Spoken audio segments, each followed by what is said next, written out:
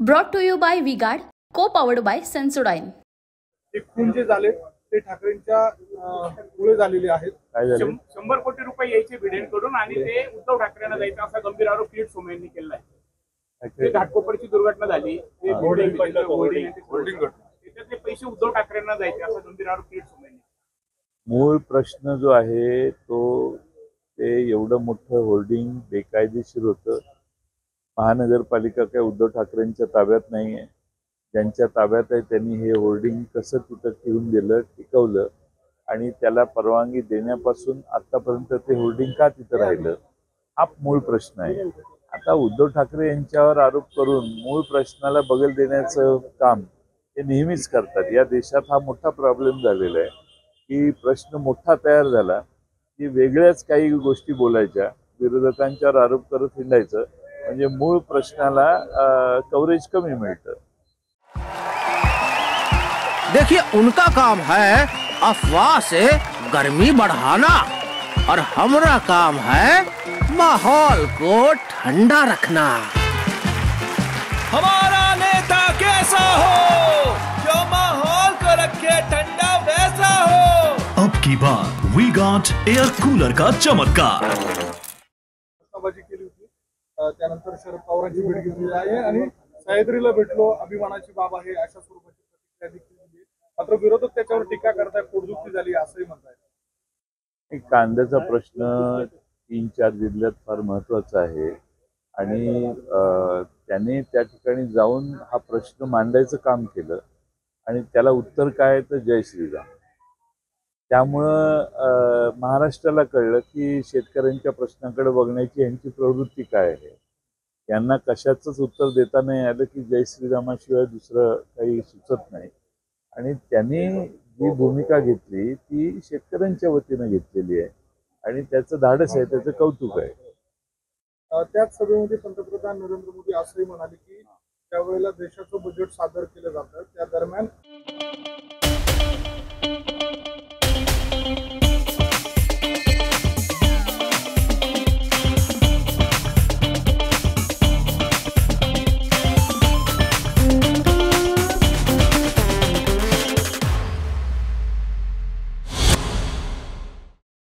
दोन्ही गट बाजूला होतील अशा स्वरूपाचं भाजप समोर आव्हान राहील अशा स्वरूपाची चर्चा सुरू झालेली आहे.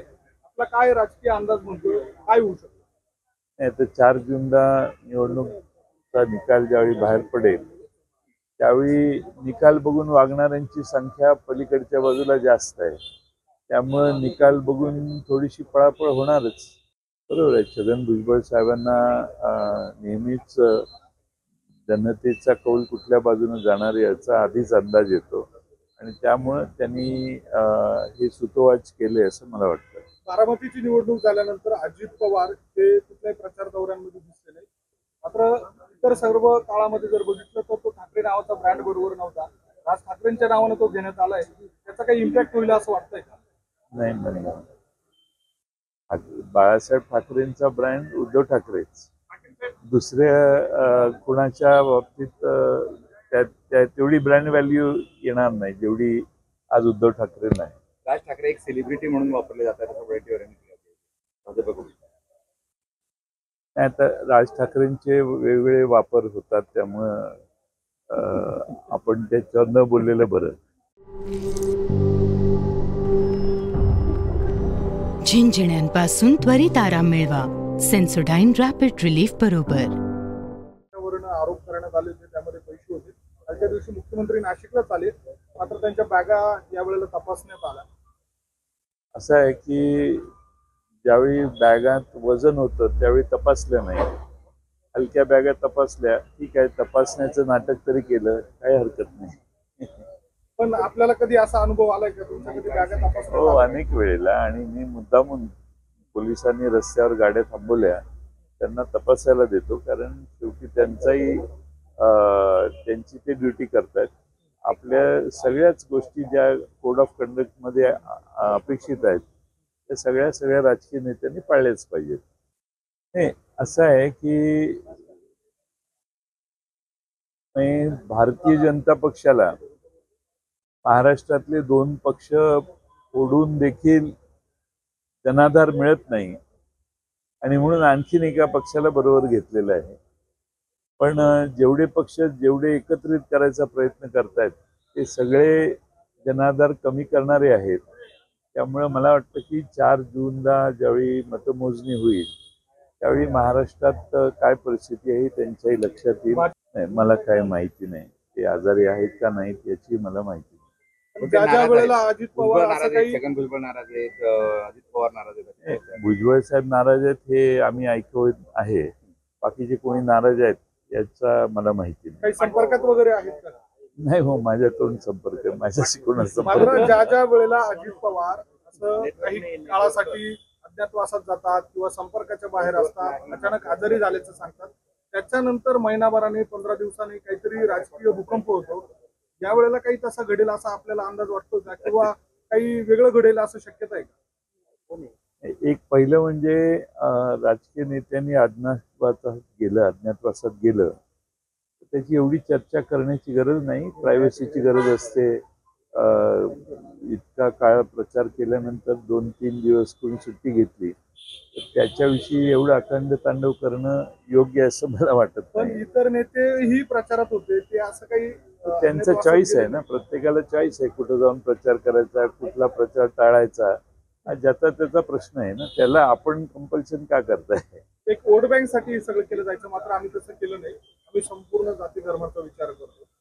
मला वाटत नाही की तसं आहे. देशाचं बजेट हे देशाचं बजेट असतं आणि त्यात कुठल्याही जाती धर्माच्या बद्दल काही विशेष केलेलं नसतं. काही घटकांना मदत करण्याची भूमिका असते. महाराष्ट्रातही बजेट मांडताना अशाच भूमिका प्रत्येकाच्या असतात. त्याच्यात राजकारण बजेट मांडताना कधी होतं असं मला वाटत नाही. आज काय झालंय की त्यांना काहीच लोक प्रतिसाद देत नाहीत आणि त्या भीतीपोटी अशा काहीतरी टोकाच्या भूमिका आता शेवटचे टप्पे 2 राहिले त्यात घेत आहेत. उद्धव ठाकरे काय म्हणतात? उद्धव ठाकरे असं म्हणाले की 4 जून नंतर पंतप्रधान म्हणून नरेंद्र मोदी राहणार नाहीत आणि महाराष्ट्राचं सरकार देखील जाईल, असा दावा आहे त्यांचा. बरोबर आहे ना. आता पुढे काय, पुढचा प्रश्न काय? तुमचा काही वेगळा दावा आहे का, किंवा काय त्याच्याबद्दल काही? नाही, माझा दावा असा आहे की 4 जूनला मतमोजणी झाल्यानंतर महायुतीत पळापळी सुरू होईल. आता त्याची परिणती सरकार पडण्यात होणार का आणखीन कशात होणार हा पुढचा प्रश्न आहे.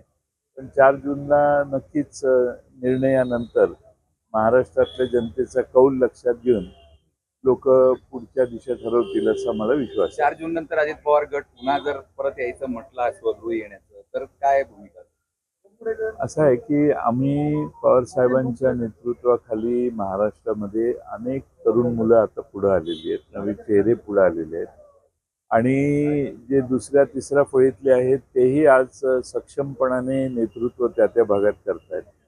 त्यामुळे सिलेक्टिव्हली त्याचा विचार त्या भागातल्या मतदारसंघातल्या लोकांशी चर्चा विनिमय करून आम्हाला करावं लागेल.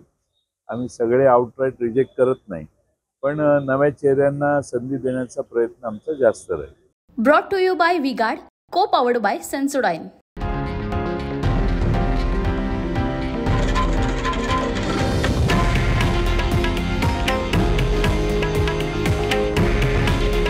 हे आहे देशातील नंबर 1 न्यूज नेटवर्क आणि आपण पाहत आहात TV9 मराठी. काळजी तुमची, हित महाराष्ट्राचं.